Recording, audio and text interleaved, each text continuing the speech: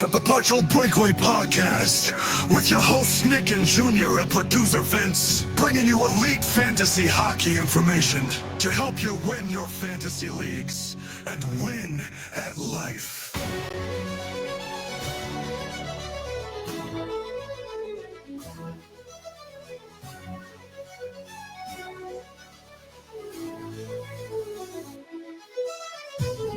Episode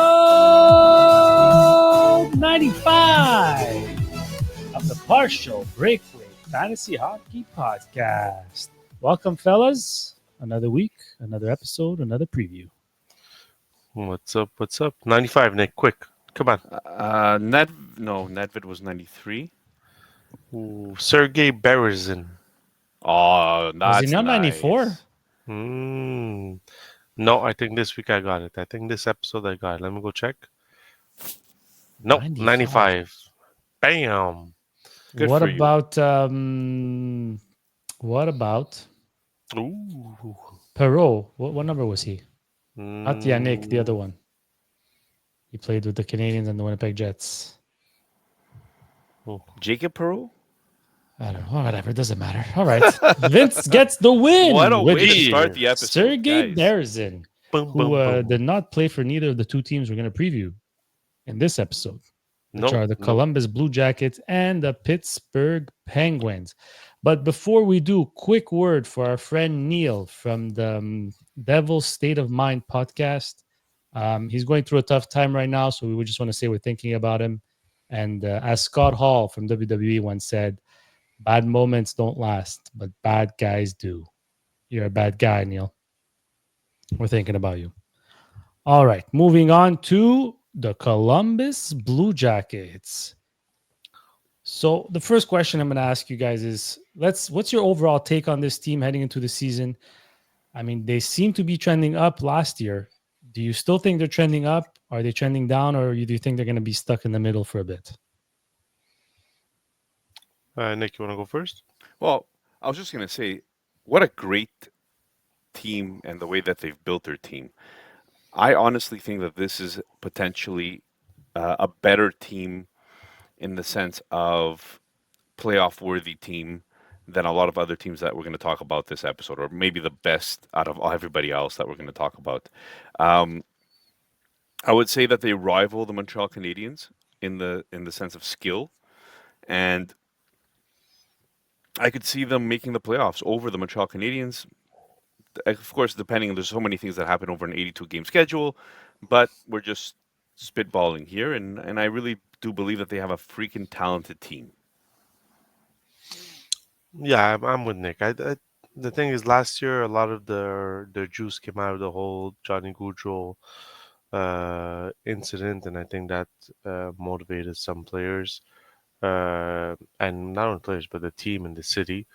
But I don't think that's going to have an effect this year. I think they're the real deal. They're a team that's coming up. I'm not sure if they're ready to make that playoff push.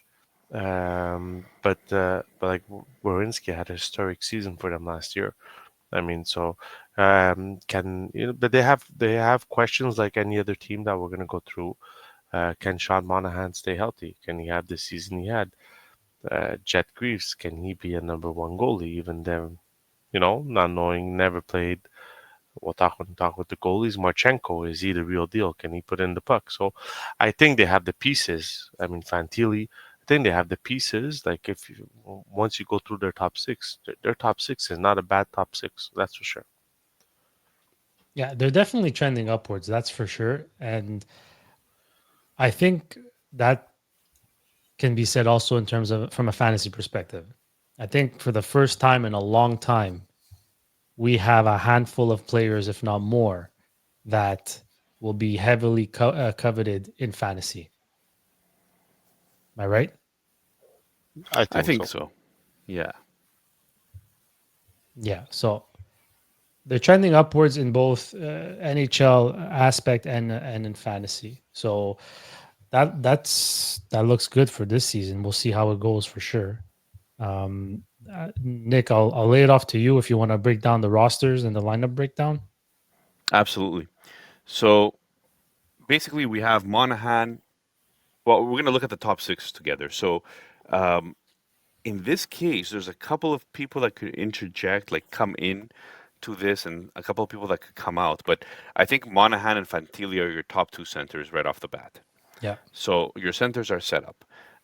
Kirill Marchenko, at one point, I think that I went out to trade for him, and I paid a hefty premium, and then you actually outbid me, and like this guy looks like he's a star that's about to break out.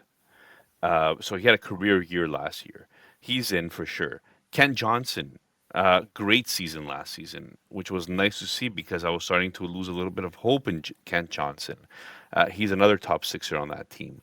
Chinnikov kind of came out of nowhere, but really showed that he's a top sixer. Is he the one that asked for a trade? Yeah, Yeah. so I it's was gonna it's gonna say. be it's Yeah. gonna be interesting what they get back for him that he asked for a trade. So if he does leave that top six, I think it's Voronkov to take over.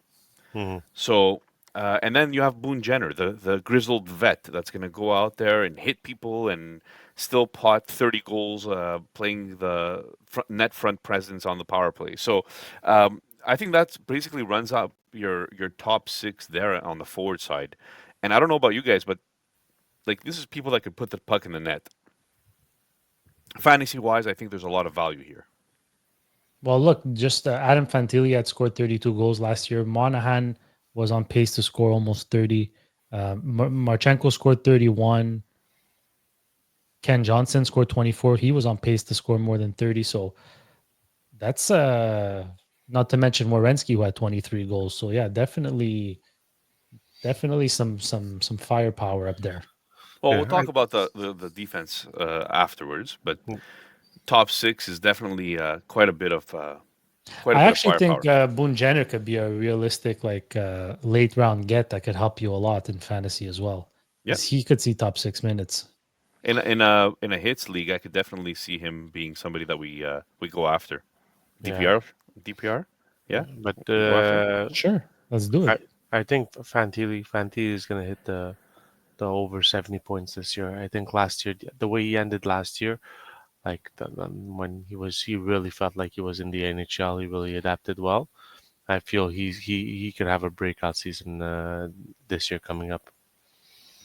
Well, last year was essentially a breakout, Yeah, 54 points, 54 and points. it's Yeah, because it happened all in the second half. That's why it yeah, sounds like exactly. But that's what I'm saying. If he could keep that going, and I think Voronkov is a guy that if he's not already picked up on in your league, you pick him up right away. I think he's a guy that's gonna surprise a lot of fantasy Another owners. good target, another Yeah, good target to And go what's after. funny about Voronkov, I think it's 2 years now. He kind of has a good first half, a really good first half, and then he has like an average second half. So I Mhm. wonder if he could like put that together and just have a full season at a steady pace and maybe hit the 60-point mark. I don't yeah. know, but that would be nice. Nick, talk about their defense now. Like if you look at their defense last year, basically all the offense came from Warinsky. Do you see any other defenseman that can come out and like let's be realistic, to be a fantasy rel, Relevant? fantasy relevant defenseman in fantasy, you need to have what we're expecting 50 points. No. Like, well, it depends how deep your league is, right? Yeah. So if we're being realistic, there's like 20 players in the entire league that hit 50 points or more. Okay. With So would we the put it to 40 points? I would say 40 points, you're starting to look at very um, again, it depends on the league, right? I don't I Yeah. want to keep that out there Well, because it's very important to understand how many defensemen you're running. LPHL, for example, we run 4 defensemen, but we're 11 teams. hmm So if in order for your defenseman to be relevant in hockey, in fantasy hockey, you're gonna want somebody that puts up at least. 45 to 50 Jeez, points. guys, you guys are gonna laugh, but how many defensemen do we run? 4. 44 in the So league 44. The starters. 44th defenseman in the league had 33 points, and Yeah. that was Philip Hronik. So guys like Nurse, Hronik, Provorov, Ekholm, Brady Shea, that range, that's still starters in your league. So you're not looking only at 50 points. The 50-point mark was the top 15 defensemen. Thomas Harley hit 15 points, Mm. 50 points. Hmm. So you 40 points, 35 points or higher, you're fantasy relevant in our LPHL league, and we only start 4 defensemen. So Columbus, who do you see in their defense? That could Well, be right off the bat, you're going to talk about Wierenski as a possible Norris obviously, guy, right? yeah, of course. So I think that's a no-brainer. That's not exactly what we're looking for here. That's too easy. Um, do I expect him to repeat? I expect him to have another good year. Like I cannot see a reason why he doesn't have another good year, as long as he stays healthy, and that's always been the knock on him. Hmm. Who else? Well, guys like Mattychuk. A guy like Mattychuk is 21 years old. He's going to have a full-time role this year. And they moved away from a guy like David Juracek in order to make sure. Well, not in order to make sure, but a part of the reason is because Matachuk was coming up. Just to give you an example, he was a point per game in the AHL for 25 games, or he played 27 games. He had 25 points, so almost point per game in the AHL. They called him up, and he went along and played the next 45 games with Columbus last Hmm. year. So I'm expecting him to be there full time this year. And he could be somebody that cracks that 35 to 40 point defenseman in Yeah, LPHL that's still fantasy relevant. So those are the two guys really. After that, I mean, you have Dante Fabro. I like Dante Fabro, um, but he's not really a point getter. Like he had 26 points in 68 games last year. Still had Poor, 9 goals. 9 goals. 9 goals yeah, was pretty cool. Yeah. and he was picked up off waivers, huh? If I'm not mistaken, from the Nashville Predators. No, I Uh, think it I, was a trade, but it wasn't for like anything major. I don't think. Yeah, I definitely picked him up off. He was a thrown in a trade with me Hmm. in one of my leagues, but yeah, I don't see him being necessarily fantasy relevant. I I Is th- I think Prorov might be fancy relative this year. In some leagues, Provorov might be. He is playing in their top four. It's just in a cap league he signed a big deal Yeah, that seven he might million. not No. be worth, right? Provorov, I always thought Provorov was a big hitter. He only had Hmm. 28 hits last year in Yeah. 82 games. But he had 127 blocks. That's pretty good. Oh And he man. had 33 points, which is still below starter quality in LPHL. But it's right on the borderline Eight as point maybe the last guy you pick up, 8.5 million. Wow. Did not see that one. right? Yeah, Hmm. just to touch back on the forwards, is it safe to say that the number one line of Voronkov, Monahanov, and Marchenko is the legit number one line on this team? Like you can't break that up considering all the success they had before Monahan got hurt. Yeah, that's it. I mean, I feel like they had a lot of success. Um, so no, I don't expect them to be. I really don't expect them to breaking that up. When you find something that works, I think you should keep it. Yeah. And it's If it not ain't broke. always. If it ain't broke, don't fix it, right? Yeah. So the second line, I think there could be a little bit more fluctuation depending on what happens with Shinikov on Fantilli and Johnson's line. Maybe um, it could be Jenner, it could be Shinikov, it could possibly be Charlie Coyle or Sillinger, depending on who gets the third line center role. So there's some interesting. Actually, there's a guy you really like, and maybe Vince will touch on him later in the prospects. But Luca Del Bel Beluz, one of the best names in the league. The best name in the league, my friend. Ring those bell baloozes. So I think training camp is going to be interesting because you're gonna see who's going to fill out that top six and the top power play units. Yeah. Yeah. And like, let's talk about their goalies now. Ah, man, this last year started with the GM saying that their number one goalie was untradeable because of his salary, which was Merzlikins.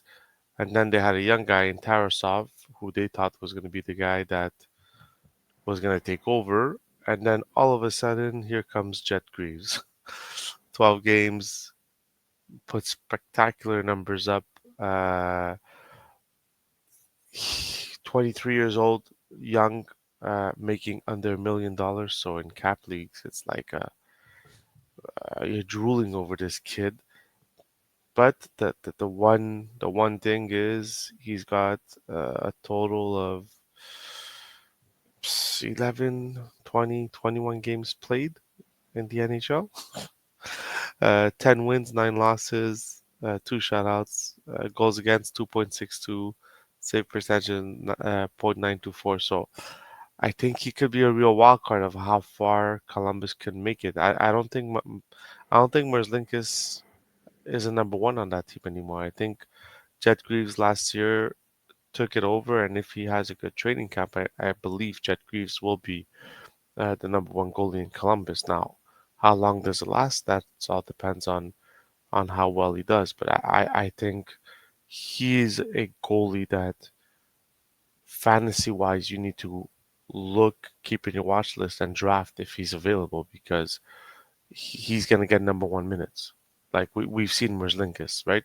He had that one I think lucky year Merzlikins where his stance and got him a nice contract. But besides that, Merzlikins is on a line going down. I mean, goals against average 2024, 2025, 3.18, 3.45, 4.23, 3.22. I mean, it's just, it seems like it's getting hard. Save percentage 0.892, 0.897, 0.876. Like his last 3 years was just worse than terrible. At 32 years old, I don't feel like. And he's got 2 years left on his contract. Yeah, exactly. So I don't know. What do you like? What do you guys think of Jake Goose? Can he keep it up? Look, he's very young, not very experienced in the NHL. Can he take over that number one position and help Columbus to a push, at least to a wild card spot? I mean, he did it. He did it last year in a very short sample size. Like Hmm. what's nice about Jet Greaves is that he wasn't just good; he was dominant. Like these are dominating numbers. He has a goals against average last year in 11 games, 1.91. Yeah. Under two. That's ridiculously good.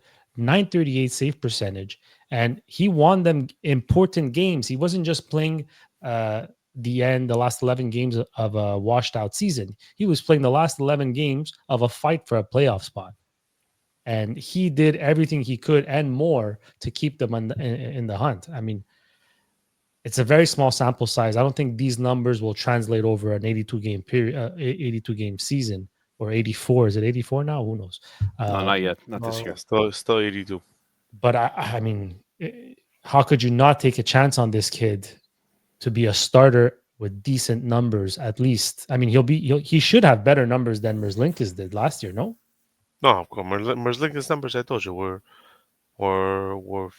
318 goals against average, No, the 892 save percentage. 92 save percentage. Quality starts 49.1. 26 wins. He still got 26 wins, one shutout. But no, I mean, the numbers are not even comparable. So I think he's a guy you if you're in a league like LPHL where you get to keep players and then you draft, he's one guy that needs to go in the first round if you have if you need a goalie. Okay, now that you mentioned it, because we'll just talk about LPHL a little bit. Available in LPHL as we speak, heading into free agency, there is Blackwood, Stolars, and Jet Greaves. Let's say I think these are the three biggest Mhm. goalies available. We're 11 teams. In what order should they get drafted? In your opinion, both of you? Repeat the For name: me, Stolars, Blackwood. Stolars, Blackwood, and Greaves. it's Stolars, Blackwood, and Greaves. That's how it should be. Because So you know what Stolar for me, what Stolars and Blackwood you're getting the wins because their team is much better than Columbus's. everything will always depend on where you are as a team. If you're looking at better long-term fit for a dynasty league, because LPHL is a dynasty league, I think Greaves goes first. Blackwood, I think there's some question marks regarding Blackwood still. There's no guarantee that he's. I mean, there's a guarantee at least for the next few years that he's going to be the starter, Hmm. right? But you see how Colorado is very quick to change their their ideas Yeah. on goaltenders and very quick to trade away goalies if they see fit. So I don't know. I think that Stolarz is great, but again, if your league count starts as something that's very important, he's not going to be a full time starter. He might play exactly 41 games or 42 games. So that's what scares me about Greaves. So everything depends on the type of league you're in order to figure that out. But yes, I think Greaves might have the most upside for a dynasty league. Fair enough. What's Fair next? enough. Next, okay, well, we'll join the power play discussion. We spoke enough about saving pucks. Let's try to score some here. Power play one last year, their most effective power play unit, well, the forwards anyway, was Boone Jenner, Sean Monahan, Kirill Marchenko, and Ken Johnson with Werenski at the point. I think Marchenko, Werenski, and probably Monahan Our shoe-ins are on the first are power. shoe-ins on the first power play. Then I think Ken Johnson's probably there as well because I don't see anyone playing the half board better than him on this team. I just wonder now, like when Jenner was healthy, he was the guy, but are we talking about um, Jenner, Fantilli, Voronkov? So they have options here to maybe play that. I don't know if it's a bumper spot for these guys because I think Marchenko is usually anyways. Who do you guys think gets that spot? I'm leaning more towards Fantilli. I actually think it's going to be Jenner until Fantilli boots him out. But again, I didn't watch this team fully, so I'm not sure like where they see Fantilli slotted on this on their power play system and if he would fit where Jenner was. Anytime you guys are ready. Well, if I look at daily faceoff, Monahan, Jenner, Johnson, Marchenko, Wierenski, why do I like that? Is because of the fact that you need a net front guy. Jenner is that net front guy. Voronkov could do it, but I kind of like Jenner there as the grizzled veteran, like we've spoken about before. He's been on the Columbus team for, I think, an entire generation. Like so. For me, it makes a lot of sense in order to have Jenner there on the top one. So Yeah, I don't think Fantilli will be. If Fantilli pushes on that PP1, I don't think it'll be at the Jenner spot. I think it'll be either a Monahan spot or at Ken Johnson spot. I feel that's where Fantilli will break into there. But the problem with the power plays is that we have everything on paper of what they did last year, but we have no idea how players are coming into training camp and stuff like that. So well, it's it's still it's early, right? yeah, it's very difficult to see who is going to be on your power play. Obviously, at one point, at the end of the day, you want Fantilli on your first power play. Yeah, I could guarantee you that Matty Chuck is going to be on the second power play Oh yeah. Yeah, for sure, as the exactly. quarterback there. So that's why. So yeah, it'll be they have the players to have an interesting power play and to have an effective power play. It's just can they put it all together? So just to give you guys an idea, I think after Jenner got hurt, Voronkov got that spot. Hmm. And these are the power play points last year. Werenski, the most points, 25. Okay, that's like huge. By the way, he almost hit 300 shots last year on net. He was at 298, Werenski. That's wild. So yet Werenski had 25 power play points. Ken Johnson, Marchenko was second with 19. Ken Johnson was third with 15. And then Monahan and Voronkov 14 and 11. But Monahan had 14 in only 54 games. Hmm. So it Yeah, looks like, as of according to last year, Voronkov would be the replacement. But even considering the second half, Fantilli had only 4 power play points and only averaged 1 minute 34 seconds on the power play, whereas Voronkov averaged 2 minutes. yeah, So exactly. And even we'll see. if you look at their defensemen's, Wawrinski power play time 2 minutes 41, and all the rest are under a minute. So you know that when he could, he might sometimes play the whole 2 minutes. So He's the Ovechkin. But you know what? Maybe Matichuk would help alleviate that a little yeah, we'll bit. see. It'll be interesting. Oh my God, Nick, you wanna go to the you wanna start the fun stuff or Yeah. Over unders? over unders? Yeah, unless like you have a breakout or a sleeper fast or a bust candidate. No, I think Because- we pretty much said it. What I believe is going to be the breakouts there. So, um, and honestly, keep an eye on Voronkov, especially if they end up trading Chernikov. Chinnikov. Yeah. So over under. Here we go. Let's put some energy into this podcast because it looks like all three of us are about to fall asleep here. Okay. Boom. No. Boom. Columbus. You know how the Columbus Blue Jackets have a cannon The that goes cannon. off. I think Yeah. we need the cannon today. Here's the cannon. Here, I got it. That's a tired exactly cannon. what Let we me meant. tell you. That's a very tired cannon. That's a, I apologize. That's going to be really loud on the speakers. all right. So Fantilli, over under. Junior and Vince. This is for both of you, right? Hmm. 65.5 points. Oh yeah. Over. He's hitting 70. Wow. Done. Seal it. Junior. 70. Stamp it.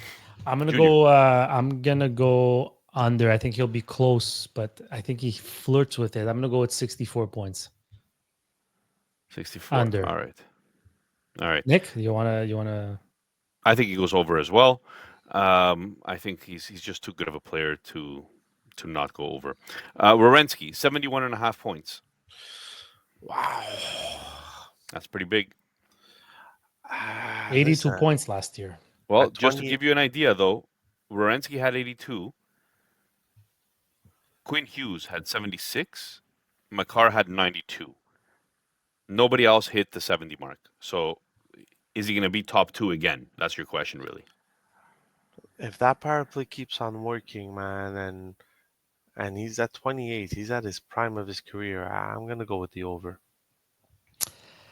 Yeah, it's health. If he stays healthy, he's hitting the over. Might not be a point per game, but he's gonna be in the 70s. All right. So, Junior, you traded for this guy. You paid a boatload to get him.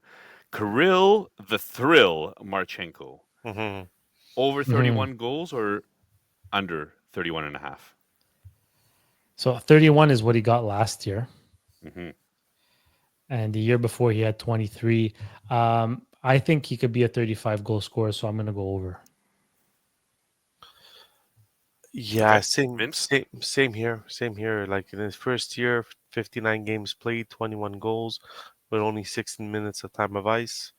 The year after that, 78 goals, 78 games played, 23 goals with 16 and a half time on ice. Last year, 31 goals at 18 and a half minutes of time. I'm definitely going over. I'm on his bandwagon.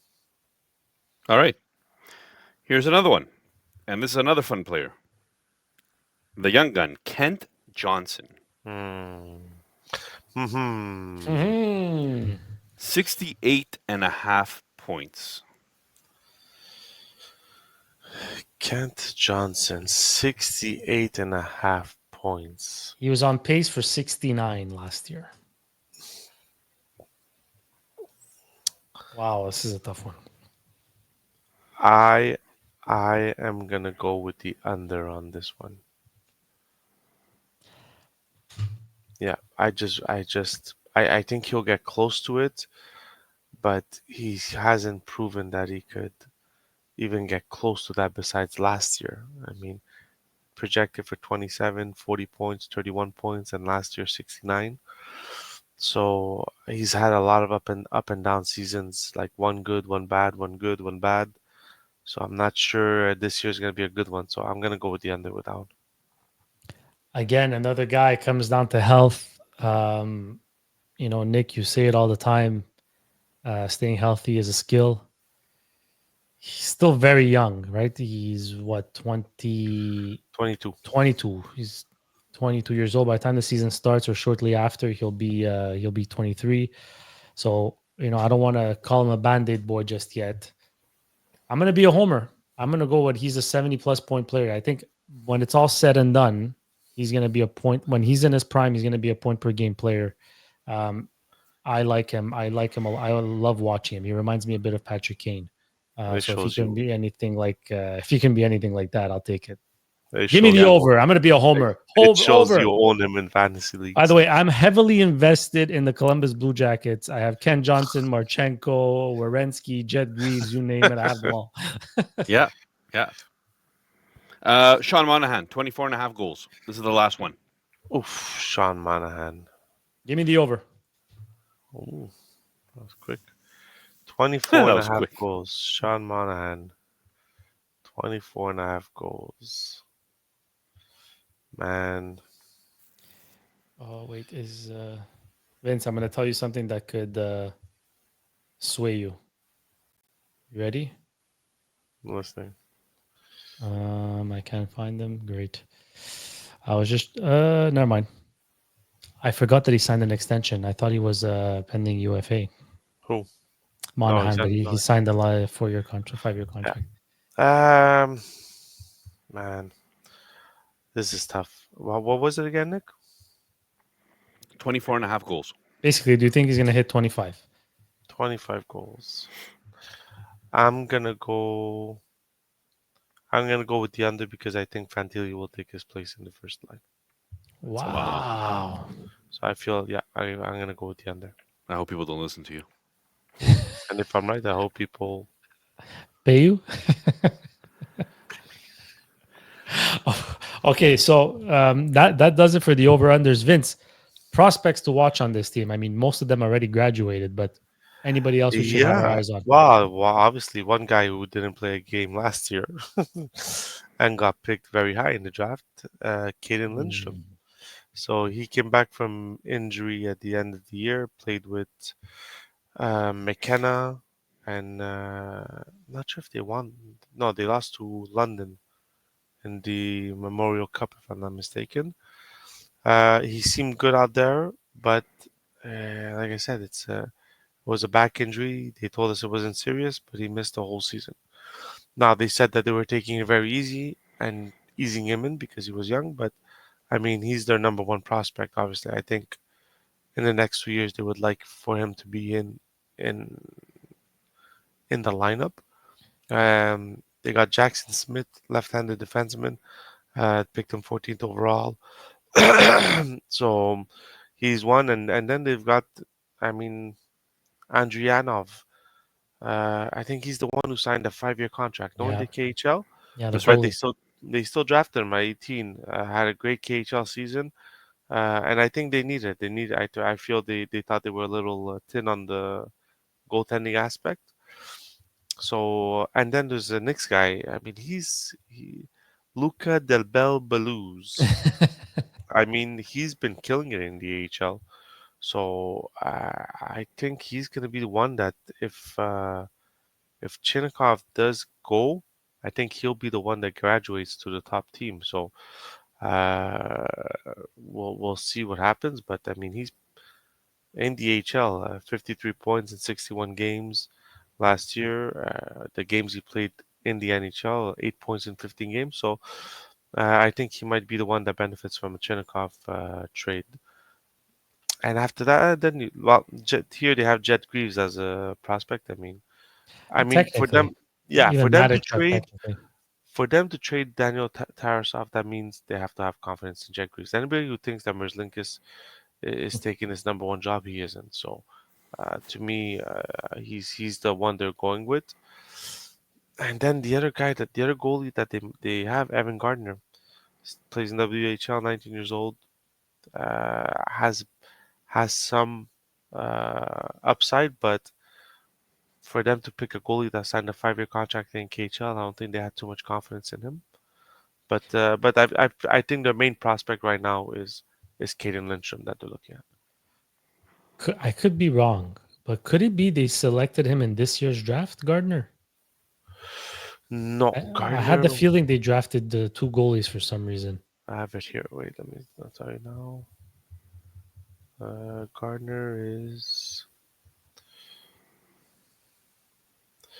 Gardner drafted 60th overall in the 2024 draft. Oh, last year. Yeah. I guess they're just gonna keep drafting goalies until one sticks. Until one sticks, exactly. It's the way to do it. Well, I mean, if we're being honest here, I think it's important to note that just because Adrianov signed that 5-year extension with the KHL. Number one, 5 years from now, the kid's going to be 23 years old or 24 Exactly. years old, Which is right? So the time you want your goalie to come into the NHL. we've seen it so many times before where goalies come in before 24 years old and they suffer or their game goes bad or anything like that, right? So for me, I think that it's irrelevant that he signed a 5-year contract in the KHL. Do I think that there's more risk because he might not come over? Sure, I guess, the Russian factor could be a little bit risky, but I in every draft that we're in, he's the first goalie off the board. Mm. In Lama, he was the first goalie off the board. In DPR League, he was the first goalie off the board from Yeah. this year's draft. So I don't think people are too scared of it. I'll leave it at that. Makes sense. And guys, that does it for the Columbus Blue Jackets. Blue Jackets. Playoff team or non-playoff team, Nick? I think that they have it in them to be like they have all the little pieces. If Jeff Greaves is who they think he is, I think they have all the pieces to be a playoff contender. Not a playoff like a team that could hit a wild card spot is what I'm saying. I wonder if reducing the load off Merzlikins makes him better. I think the tandem could make this team generally better. And yeah, count me into Columbus making the playoffs. All right, guys. Who's next on the list? Next is the Pittsburgh Penguins. I'm going to start by asking you guys this simple question. Crosby to Montreal. Actually, Oh, God. where will Crosby go? We will spend the next half an hour talking of where Crosby will go because other than that, No, I'm not let's sure there's not much piss off information. Pittsburgh fans. Okay, so no, I mean clearly they're trending down, right? They're at the beginning of what they seem to be calling a retool, but for me, they're stripping it down. For me, it's a rebuild, and I think it's inevitable. Like honestly, it seems to me that Dubas is doing everything possible to make Crosby and Malkin say, "Get me out of here," right? And ultimately, it'll be their decision, not Dubas's. So take that, Dubas. But no, really, I mean, considering the rebuilding. Do you see? Can you still see them trending upwards based off the moves they made and the injection of youth that they acquired, or like do you still need to see more and like get substantial talent before you say okay now I can start seeing the chart rise? I think that it's very, very clear that they want to be the worst team in the NHL this year, and that they want to get Connor McKenna. And I mean, if you're making a rebuild, Gavin. I know Gavin, Connor sorry. McDavid. Yeah, Connor McDavid. That's how good he is, guys. He's a Connor. He's a Connor, all right? Connor McKenna, Connor but- Bedard, and Connor McDavid. But if we're being honest, Just name your kid Connors. just name your kid Connor. Exactly. I mean, if we're being honest, that's the play. The play is you get one of these top three because this year it's going to be all the top three players are going to be fantasy relevant. So you get the top three guys this year, and Bob's your uncle. You're off to the races. Yeah. Bobby Margarita. Bobby Listen. Margarita, if you wish. You wish Bobby Margarita. The last time Mario Lemieux was in talks of re-buying the team, the NHL gave him Crosby. Little cookie. Ah, Little yeah. cookie. So now Make there's conspiracy rumor. theorists here. There's Conspiracy rumor theorists. that, well, it's not rumor. It's been said that Fenway is trying to sell a minority of the Pittsburgh Penguins, and that Mario Lemieux's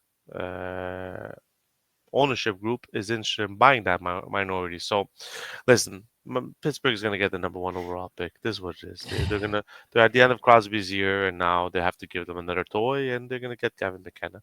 It is what it is. But this team is gonna. I believe this team is going to be. I hate using the laughing stock of the NHL when you have Crosby on your team, but as soon as Dubas starts trading Rust, Raquel, man, that team is slim to nil in talent. Besides, you have Crosby, and I mean we can all agree that Malkin is over the head. Like he's just playing his final year, and that's it. So Well, maybe it's gonna have the Ovechkin effect. Listen. Playoff run? I'm not saying Crosby is gonna get traded, but I won't be surprised if at some point in the year, Crosby and Malkin both say, "Listen, if you can trade me to a contender that has a shot at winning a cup, I'm willing to go." Because as much as Crosby says, "Oh, I want to play for Pittsburgh for all of my life and all that," if he's still putting up like 80 points with the team that he has right now, next, like, I'm sorry, like, I think he deserves another shot at a Stanley Cup. Is Malkin at the last year of his contract? Yeah. Yes. Yeah, so I see him. I see him possibly being traded, maybe even at the deadline with retention to a contender and him accepting. Crosby, I don't see it. But okay, but so fantasy wise, who are we looking at here? Take out Crosby. Well, I mean, you're looking at Crosby, you're looking at Rust, Raquel. In some leagues, you're probably looking at Eric Carlson. Who is not going to be with the team? They're trying to trade him also. I know that's a tough contract to trade. And are close. Well, he only has 1 year left, so retention is not a bad idea for Pittsburgh. Interesting. So it's like, I mean, your second line is Malkin, Anthony Manta. We're gonna get into the lineups. Yeah, We're gonna get into the sorry, Nick. lineups. Sorry, Let's Nick. let's continue So, with the podcast. are you still relying? Are you relying on them fantasy wise or not? Other than Crosby, Rust, and Carlson, No like Raquel. Raquel. Like, I mean, in one hand, you can name less than one hand. Like, I don't think I can name 5 valuable fantasy players on this team. And that's if you think Raquel doesn't hit a regression, right? So, I mean, we'll get to it. We'll get to his over under later. But I mean, I think it's buyer beware here for anybody you choose, other than maybe Crosby. Nick, shoot us with the lineup. Nick, shoot us with the lineup. Give us those Yeah. names. Look, we know that they're not going to be a good team. I don't think that's the point here. The point is that we're trying to find fantasy relevance. Yeah. And you're absolutely right. There is a Rutger McGordy there, like that might be an interesting. He might enter that discussion of being fantasy relevant. They have Raquel, they have Crosby, they have Malkin, they have Rust, Anthony Mantha, the ghost of Anthony Mantha coming back again. Ville Koivunen, That's I what like interesting that. player. I was just about to ask you about him. Interesting player. I don't know if he's really top 6 caliber, but between him and Rutger McGordy, I think they have the last spot of that top 6, possibly. And then the rest is whatever. I mean, Tomasino, Novak. Tommy Novak. I'm not seeing much relevance there. So the guys that are really interesting is the guys I mentioned: Rust, Crosby, Raquel. As long as none of them are traded. Malkin, Mantha, McGroarty, or Koivunen. Guys, I'm going to throw out a name. You throw it. I think we'll end up seeing him on the waiver wire because I think he's going to have his flash in the pan like he always does when he gets put on the first line. Raphael Harvey Pinard. Yeah. If he gets a chance with Crosby, he's gonna score like 4 goals in 6 games. That is This not is a horrible take. That is not a fantasy take at all. God, that's a terrible take. But okay, I get it. You're making a joke, right? Hopefully, Yeah, you're I making was a half joke there. serious. I was no. Oh, you were half serious. Given the opportunity, the guy always like you're half a produces dumbass. in his first in his first stint in a successful situation. He usually succeeds, and then he disappears or gets hurt. So, but Yeah. I just thought it was interesting. By the way, who else is on this team that you could possibly say? All the names are in a hat. You pick just not one, at all. and maybe that might prevail. Nick, what the defense wise, like, do you see? I think Carlson could still get you 50 points whether he gets traded or not, because he's just a wizard on the power play. But like a Chris Letang, 39, he's gonna be. Okay, so let's do the defense then. We're taking a look at guys like Eric Carlson here. So Eric Carlson had 53 points last year. Like we said in the NHL stats, 53 points brings you to top 13. Yeah. In the NHL. So he's still, fantasy yeah, relevant. exactly. Whether he's a minus 24, which he was, or Okay. a minus 75, if as long as your league doesn't count plus minus, you're fine. So you Any league that counts plus minus is a bogus fantasy league. okay, all right. That's all I'm saying. Anyways, doesn't matter. Gonna take that, Jamie? What's up? At the end of the day, though, so top 13 defensive power play guy right there. Now Letang, if you do a let's just take a look at Letang where he finished. So Letang is not even on this list. 30 points. 30 points in He, 74 he games. didn't make the top 50. No. Did not make Uh, the top 50. 12 power play points, 24 minutes a game. I don't know, like man, this I guy. loved Letang for a very long time. But unfortunately, it seems to be the end of the line fantasy wise Hmm. for Letang. Yeah. So that's all I'm going to say there. Other than that, sorry, let's go through the rest because I thought I was done there. Connor Clifton, not really a fantasy guy. Owen Pickering might make the lineup. That's cool. You know, we've been waiting forever for him to be a fantasy player. He was been a prospect for a very long time. Ryan Shea, interesting name, but I think he's a defensive defenseman all day around. So those are the names. Yeah. Guys, I want to ask you because we failed to mention it. I failed to mention it in the Brian intro. Graves. This team has a new coach. This coach is meant to mentor and develop the youth. So, do you see that having a positive effect on guys like McGroarty, Koivunen, possibly even Ponomarev, who played 7 games with them last year? Or it's just there's just not enough there to really have a fantasy aspect, Yeah, so fantasy relevance, I should say. Koivunen is really a two-way guy, not a high point getter necessarily. Rutger McGordy is the only interesting one here that might provide some offense. I don't know, Vince. What do you think? Listen, I think for a young guy, it's easier to play on a team that has very low, uh, not standards, but very low Expectations. expectations. No, but Low very low. standards. Yeah, exactly. Very low expectations Jesus. because We're off the rail, boys. they know they're not gonna get benched if they make a mistake, right? Because the expectations are very low. So I think it's gonna benefit some of these young guys. I mean, I don't know the Vili Koivunen guy. 8 games last year, 7 assists, 7 points. Had 2 minutes and 40 on the power play. I think he was ahead of He was. McGroarty.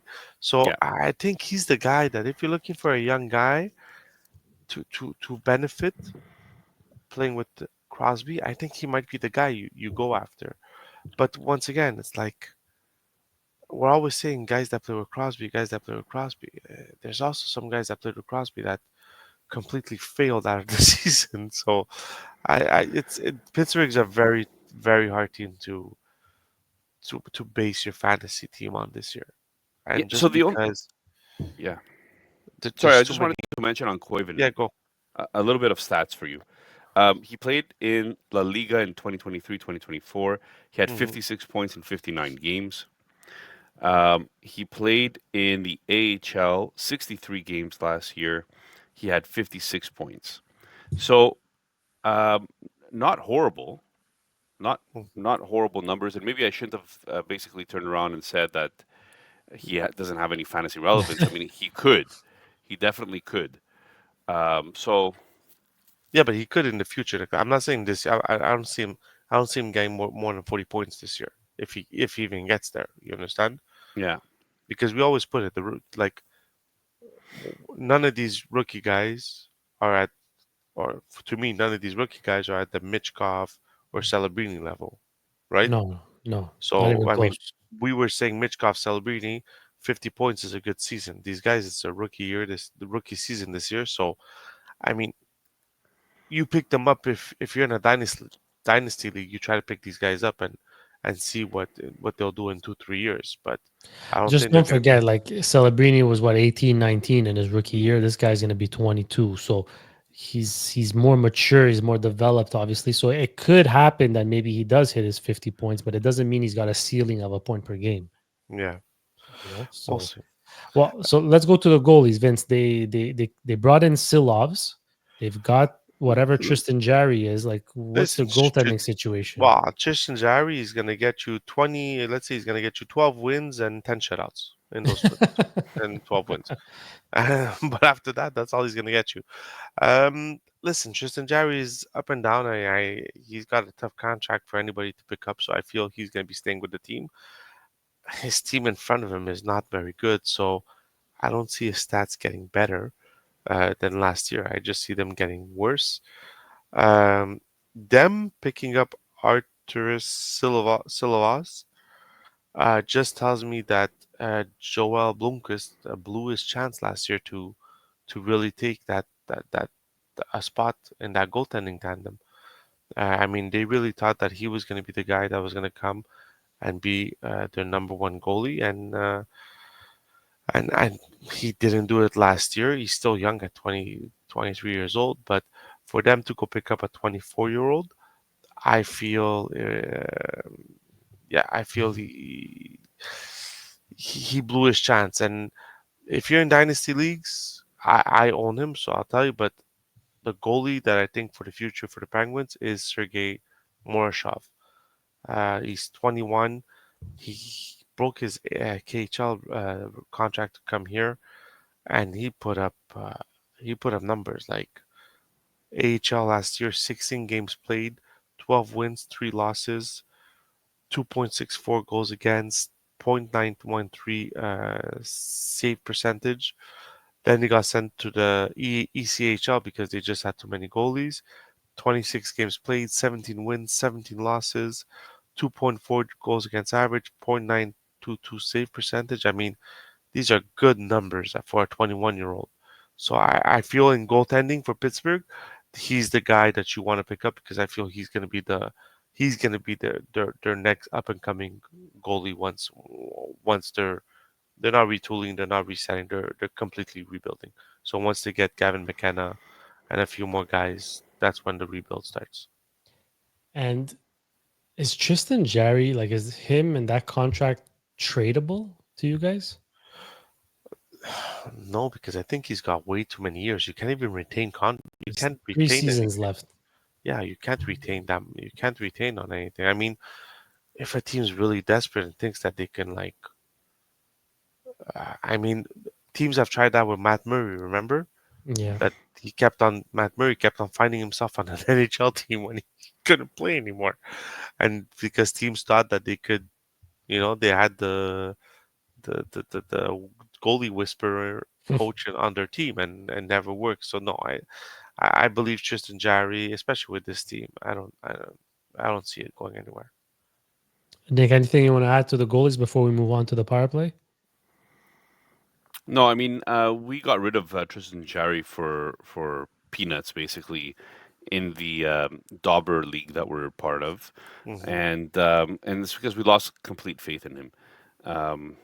So I don't see this team really providing much. I'm still interested in some of those guys that Vince mentioned, like the Blomqvist. I don't think he lost a spot necessarily, but there is more competition there now. So we'll see. We'll see how that goes. So yeah, to me, it's Jarry because I said that. Now he's going to come back and have a Vezina caliber season, but you know, you never know. Like with him, it's more likely that he doesn't. So I'll leave it at Well, that. it's there's one thing that's certain with the goalies in Pittsburgh, it's the uncertainty. Hmm. But the one certainty they do have is their number one power play unit. Crosby, Malkin, Raquel, Rust, Eric Carlson. That's a staple. Like, that's going to be your number one lineup. I know Daily Faceoff right now is projecting Koivunen to take Malkin's spot on that power play. I personally don't see it happening, at least not to start. But Koivunen, I mean, we've been talking about him. He seems to be a bit of that X factor, right? Like, Or how are they going to deploy him? And if they deploy him, he can really be a nice sleeper pick, a nice depth move for someone, like a stash. So Yeah. keep an eye on Koivunen. I don't want to go into their second unit because let's be honest, it's pretty You really don't pointless. want. I mean, they've got McGroarty. In this case, they have Malkin, according to, like I said, according to daily faceoffs projections, with Anthony Manta, Tommy Novak, and Chris Letang. Tommy Novak is actually a nice name to bring up because he did show flashes in Nashville that he could produce. But, When he I don't was know, given that role, though, consistently to be a failed. second line center, he failed Yeah, you're in right. Nashville. You're So, absolutely right. like, it's a project for them. Do you believe Owen Pickering is going to get an opportunity on that second power play? Over I Letang? mean, over Latang, I don't know, Yes. but Or maybe with Letang. it also depends, like what this new coach like what he's been told to do. Hmm. Has he been told, "I need you to develop"? Then maybe you can't afford to put a Letang on your second power play unit. Maybe you need to put a Pickering or whoever they foresee to have an offensive outburst that can help them. So same thing with Koivunen. Maybe they do say put Koivunen on the first power play. I want to see what he has, and if Malkin's not cutting it, put him on the second. So I think that has a lot to do with what we're going to see. But I think to start, the veterans usually get the first crack, and then after it, you gotta earn your spot. All right, Nick, give us your over under on Sidney Crosby because I don't think there's any other over unders you have. You're so negative. over Pittsburgh is under not a bad team. over under of Crosby coming to Montreal. Pittsburgh Over. has players. That's all. They're a bad team. Pittsburgh's got players. But they have players. They're a team, guys. They're a team. Crosby, over under 90 points. 90.5 if you want to be. Uh, under 90 points if he stays with Pittsburgh the whole year. Like, what a cop out. It's not I a mean, cop out. I'm just saying it's under because he's gonna lose Rust and Raquel.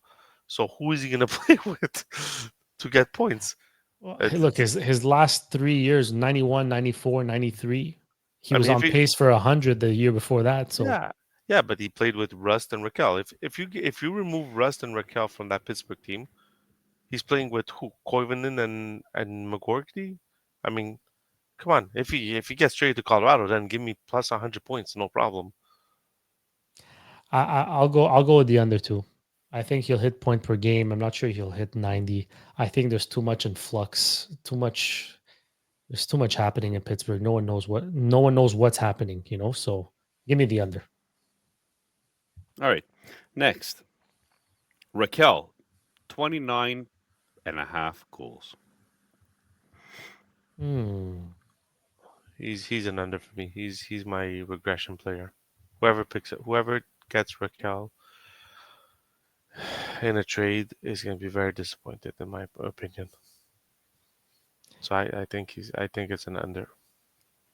This guy's like a Jekyll and Hyde. Like in Anaheim, he had 2 seasons back to back. He had 33 goals, 34 goals. Then he went off the board a bit, then came back, scored 28 goals with Pittsburgh in his first year. Then only 15, now 35. Like, who the hell is Raquel? His shooting percentage was 17.2. There's no way he keeps that up. There's no way. Well, I mean, he scored 35. Nick is asking if he could score 30. Will the real Raquel please stand up? Yeah. I see him more in the 28, 29 range. Yeah, give me the under. All right. Next, Malkin, the good old Malkin, Oof, man, this is gonna hurt. 25.5 goals. 20 half goals, man. He's 39 years old. I mean, yeah, we did have a 39-year-old who just scored almost 50 goals last year. But Malkin is slowing down. He's quickly on a decline. It's his last year. Um, I'm gonna say over because it's gonna be a n'importe quoi season for them. So it's gonna be a I don't need to play defense. I'll just cherry pick over here and just get my stats up and that's it. So I don't think yeah, so 25 goals, yeah, give it to me. If he plays 82 games, give me the over in 25 goals. Junior? I really want it to be different from him, but I'll agree with him yet again. I'm gonna go with the over because I think he'll lose, he'll lose assists, but I don't think he'll lose as many goals. So, give me 25. Yeah, give me the over. All right. Rust, 65.5 points.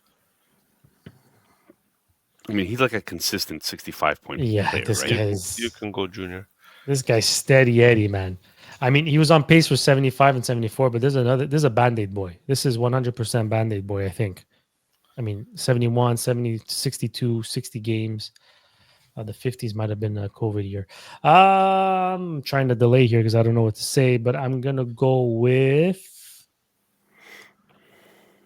Wow, that's really like on the money, man. 65 points or.